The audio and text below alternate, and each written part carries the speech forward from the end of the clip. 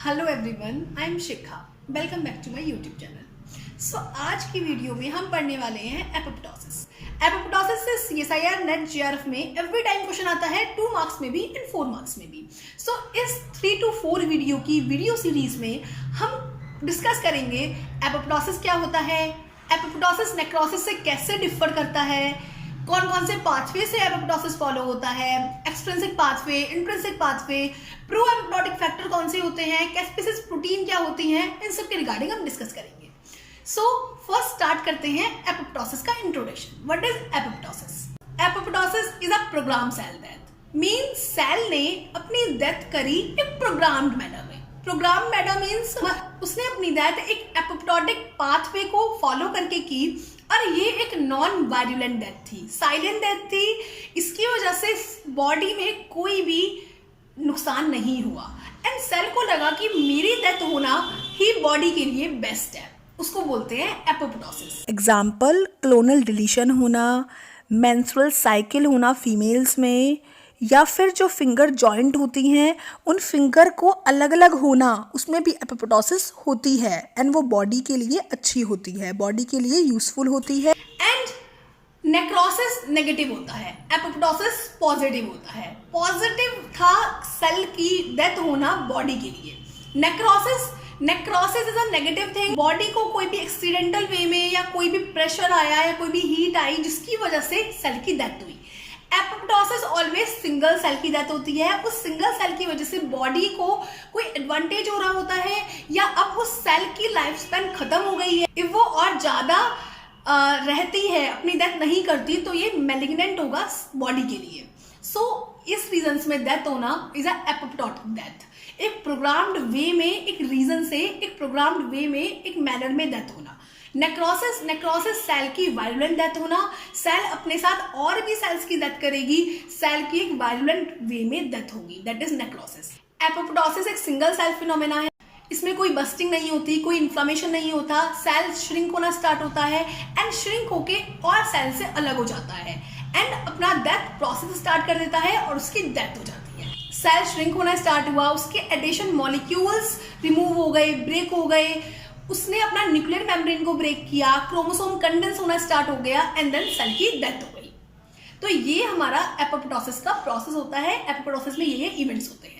Apoptosis में mitochondria का बहुत मेजर रोल होता है। माइटोकॉन्ड्रिया की वजह से ही एपोप्टोसिस होता है, माइटोकॉन्ड्रिया ही एपोप्टोसिस कराती है एंड और किसी सेल ऑर्गेनेल्स का रोल नहीं होता है एपोप्टोसिस में। एक एनर्जी डिपेंडेंट प्रोसेस है, दैट्स वाई इसमें माइटोकॉन्ड्रिया का रोल प्ले होता है एंड एक रिवर्सिबल प्रोसेस है, रिवर्सिबल वे में होता है। मींस इफ सिचुएशन सही हो गई तो स्टेप्स रिवर्स भी हो सकते हैं और सेल नॉर्मल लाइफ भी सस्टेन कर सकती है।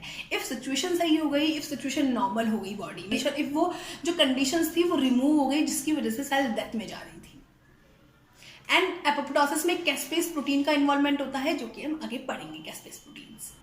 अब आता है एपोप्टोसिस में एंड नेक्रोसिस में क्या डिफरेंस है, एपोप्टोसिस नेक्रोसिस से कैसे अलग है।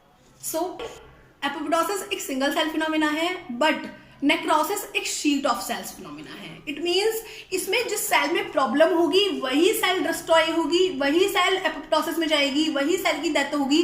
बट इसमें एक सेल में प्रॉब्लम हुई तो वो वायरुलेंट डेथ करेगी और शीट ऑफ सेल को डिस्ट्रॉय कर देगी अपने साथ। सेकेंड इज एपोप्टोसिस में कोई इन्फ्लेमेशन नहीं होता, कोई बस्टिंग नहीं होती, दूसरे सेल्स को ये हार्म नहीं करती, कोई इन्फ्लेमेशन कॉज नहीं करती। बट नेक्रोसिस में बस्टिंग होती है सेल की, बस्टिंग की वजह से कुछ ऐसे मॉलिक्यूल्स रिलीज होते हैं जिसकी वजह से इन्फ्लेमेशन भी प्रोड्यूस होता है। एंड एपोप्टोसिस एक एनर्जी डिपेंडेंट प्रोसेस है, इसमें माइटोकॉन्ड्रिया इन्वॉल्व होता है, एक प्रॉपर एनर्जी यूज होती है और उससे सेल की डेथ होती है। नेक्रोसिस एक एनर्जी इंडिपेंडेंट प्रोसेस है, ये रेंडमली बर्स्ट हो जाती है सेल्स और उसके थ्रू नेक्रोसिस हो जाता है। एपोप्टोसिस एक रेगुलेटेड पाथवे है, रिवर्सिबल नेचर का होता है। इफ सिचुएशन बॉडी में सही हो जाए देन एपोप्टोसिस नहीं होता, सेल रिवर्स हो जाती है, एपोप्टोसिस को नहीं करती, लास्ट स्टेप तक भी पहुंच के एपोप्टोसिस रिवर्सिबल हो सकता है। नेक्रोसिस एक अनकंट्रोल्ड फिनोमेना है, इरिवर्सिबल है। इसमें एक बार बस्टिंग होना स्टार्ट हुआ देन ये पूरे शीट्स ऑफ सेल्स को लेके मरती है, ये अकेले नहीं जाती और प्रॉब्लम कॉज करती है। एपोप्टोसिस में प्लाज्मा मेम्ब्रेन नॉर्मल रहती है, न्यूक्लियर मेम्ब्रेन डिस्टर्ब होती है, बट प्लाज्मा मेम्ब्रेन नॉर्मल रहती है, सेल श्रिंक हो जाती है, प्लाज्मा मेम्ब्रेन नहीं डिस्ट्रॉय होती, बट नेक्रोसिस में प्लाज्मा मेम्ब्रेन ब्रेक डाउन हो जाती है, जिसकी वजह से इन्फ्लेमेशन भी प्रोड्यूस होता है। एपोप्टोसिस में साइटोसोलिक ऑर्गेनेल्स का कोई रोल नहीं है, सिर्फ माइटोकॉन्ड्रिया का रोल है और किसी भी साइटोसोलिक ऑर्गेनेल का रोल नहीं है। बट नेक्रोसिस में cytosolic organelles just like lysosome, mitochondria का रप्चर होना, राइबोसोम का डिसएग्रीगेशन होना, एंडोप्लाज्मिक रेटिकुलम का डिस्ट्रप्शन होना, ये सब होता है नेक्रोसिस में। सो अब तक हमें ये पता चला कि एपोप्टोसिस एक नॉन वायरुलेंट, एक साइलेंट डेथ है, एंड नेक्रोसिस एक वायरुलेंट डेथ है, एक प्रॉब्लमेटिक डेथ है। सो ये है एपोप्टोसिस एंड नेक्रोसिस में डिफरेंस। एपोप्टोसिस में कैस्पेस एंजाइम्स इन्वॉल्व होते हैं, बट नेक्रोसिस में कैस्पेस इन्वॉल्व नहीं होता। एपोप्टोसिस में कैस्पेस इन्वॉल्व होते हैं। अब कैस्पेस क्या होते हैं? कैस्पेस वर्ड जो है वो आया है CASP एंड एज से। एज बिकॉज ये एंजाइम है, जब भी एंजाइम के एंड में एज प्रेजेंट होता है इट मीन्स वो एंजाइम डाइजेस्ट कर रहा है किसी भी चीज को, प्रोटीएस, लाइगेस, तो ये डिस्ट्रप्टिंग एंजाइम्स होते हैं। ये एज प्रेजेंट है मीन्स एंजाइम है। एस्पार्टेट बिकॉज ये जो कैस्पेस एंजाइम है ये ब्रेक करता है एस्पार्टेट पे, ये प्रोटीन को ब्रेक करता है एस्पार्टेट पोजीशन पे। सी इसलिए बिकॉज जो इसकी एक्टिव साइट है उसमें सिस्टीन प्रेजेंट होता है। इफ एक्टिव साइट में सिस्टीन प्रेजेंट नहीं होगा सो कैस्पेस वर्क नहीं करेगा। सो ये हमारा कैस्पेस एंजाइम है। कैस्पेस एंजाइम प्रेजेंट होता है साइटोसोल में, बट वो एक्टिव नहीं होता, प्रो कैस्पेस की फॉर्म में प्रेजेंट होता है। बट जैसे ही एपोप्टोटिक पाथवे स्टार्ट होता है तो कुछ सिग्नल आते हैं जिसके थ्रू कैस्पेस एक्टिवेट होता है, एंड कैस्पेस एक्टिवेट होता है, ये उसकी एक्टिव साइट है QACRG।